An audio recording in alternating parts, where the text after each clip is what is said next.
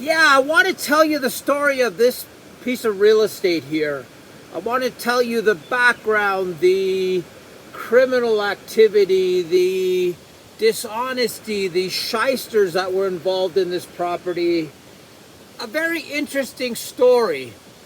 So I was online and I was looking at buying property in Ecuador. I didn't really have a lot of time, but I was thinking of buying something so I'd have it in the future. So I come across this property here.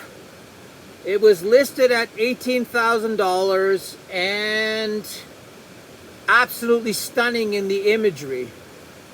It had a cave, it had two rivers, it was small enough for me to be comfortable to handle it. It had all these things going for it. It was incredibly green. The vegetation was taking over the land. And it was such an interesting piece of real estate that I had to inquire more about it. So I called the real estate guy. He said, you know what? The property is so complicated that I can't sell it to you sight unseen. I had to come and see the property. So I jumped on a plane, came down here to Ecuador, drove from Quito to Loja, and met the real estate agent. We came to the property with the owner, and the owner was jumpy. He was one of those guys, he's in this corner of the property, then he's over there, then he's here, then he's telling me about all the medicinal plants on the property, then he's over there. Like, you couldn't even get to talk to the guy. He was so jumpy. So that was a big sort of warning sign, or however you want to call it. I put my offer in for the exact price. Oh no, it has to be more because I'm an extranjero. He didn't say that, but that's obviously that was going on. And I said to the guy, I said, look, I came all the way from Canada to buy the property. I'm giving you exactly what you're asking for, and now you want more money. And I said, I'm not doing it. I'll just head home. So, no, I need 20 something, and I'm not going to sell it for less, and I have so many people that want the property, and yada, yada, yada. And the real estate guy told me, look, this guy is trying to gouge you. No one's going to buy this for this amount of money, so stick to your guns. So anyways, I didn't get the deal done. I went back home. I realized that this guy was desperate to sell this place. He needed the money really badly, and I just let him come back to me. He had my phone number, he had my email, he had everything he needed to get in contact with me, and I left it at that. Yeah, so I let him come to me. I wasn't in a real hurry. If I got the property, I'd be happy. If I didn't get the property, so be it. So I think it was 3 weeks later, I get a phone call. I left the power of attorney with the real estate guy so he could get the paperwork done for me. And the guy calls me up and he says, okay, let's do this for 18,000 bucks. So anyways, I got the real estate guy to do all the paperwork. I sent the money in escrow. 2 months later, I had the property for 19,000. Close to 20,000 with everything completed. So the property was in my name, and now I had to plan out how I was going to tackle this place. So I want to step back and tell the story how this property actually became a piece of real estate. So the owner owns everything here, this whole area in its entirety. There's a waterfall, huge waterfall up above. He owns all that land. So he went to the owner that I bought it off of, and he borrowed $1,000 off him. And what he did is he left space in front of the IOU note. So basically a shady person borrowing money off another shady person, and he got caught. So he left the space in front of the 1,000, and where he wrote it, he had space to add an extra zero at the end. So instead of owing this guy $1,000, he made the document, he forged the document into $10,000. So to make the story really short, he took it to court.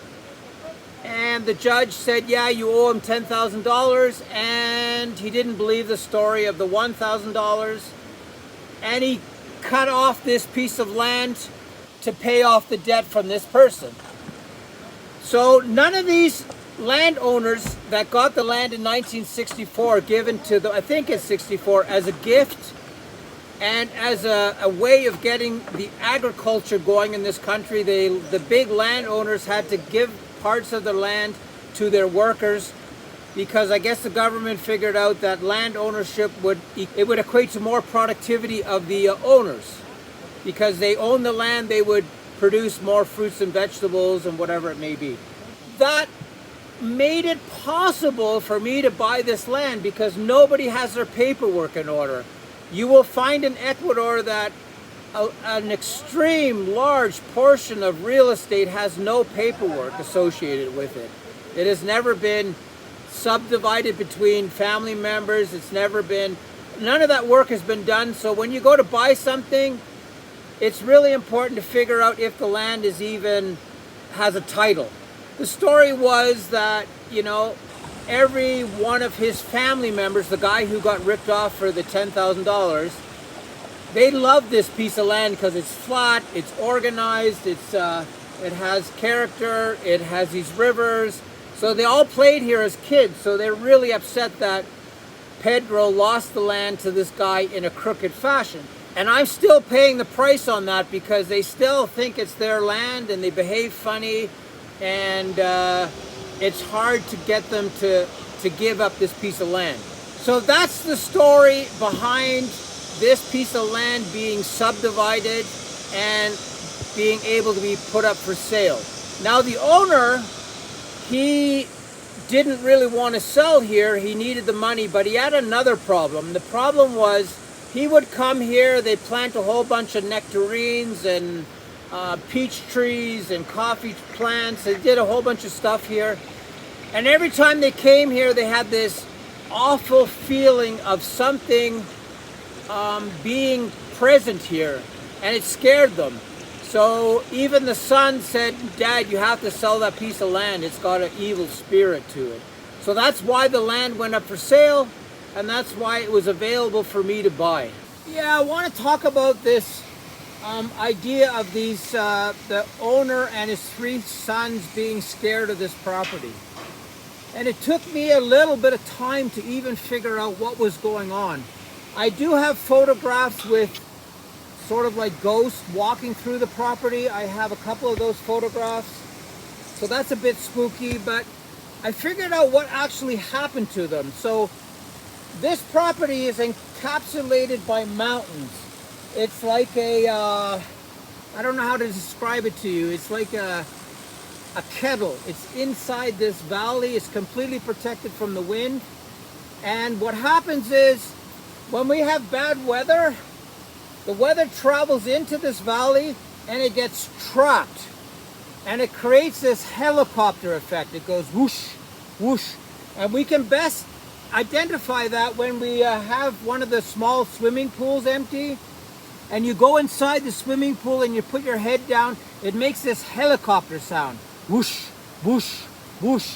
And what that is, I'm not 100% sure, but I think there's an energetic trap here where energy gets trapped, and the human that is in this space senses that additional electrical energy. And if you don't know what it is, it's a bit spooky, but it's also very healing. It has this effect on humans that you can really calm down and soak in this additional energy.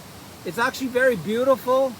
And that's why this property to me is very special, because it has always this energetic charge, this additional energy that is very, very peaceful and very invigorating. So that's the story for me with these ghosts or these phantasmos or whatever you want to call them. It is an electrical issue, not really a supernatural issue. It is a very strange feeling here sometimes when we have these massive storms caught inside these mountains. Yeah, so I want to give a little bit of a a couple of sets of additional stories. Oh, there is a cave here that started sort of by erosion, and then, so the previous owner had this idea of getting money from people by dishonesty. So his idea was, he noticed that this property had like this little entrance, sort of it resembling a cave. He got the idea, he went downtown in Loja and he bought a couple of little nuggets. He planted the nuggets inside the start of the cave. He hired a couple of guys and they found those nuggets, and the word spread everywhere that there's gold in this cave. So Pedro got all kinds of people to give 1,000, 1,200, 1,500, 3,000, whatever the amounts were. He got all this money as investment to start this cave, to dig this cave out and to get all the gold out of there. The cave has this blue, heavy shale, and there's no presence of gold anywhere in that cave. There's no layering, there's no quartz, there's nothing like that. It's just basically this blue shale material that is like a sponge. It absorbs water. So he had all these people ticked off. I think what happened is they found out that somebody ratted out, I'm not sure who it was, that this gold was planted and that there's no gold there, and all these people were upset. And in this time, this guy did that $1,000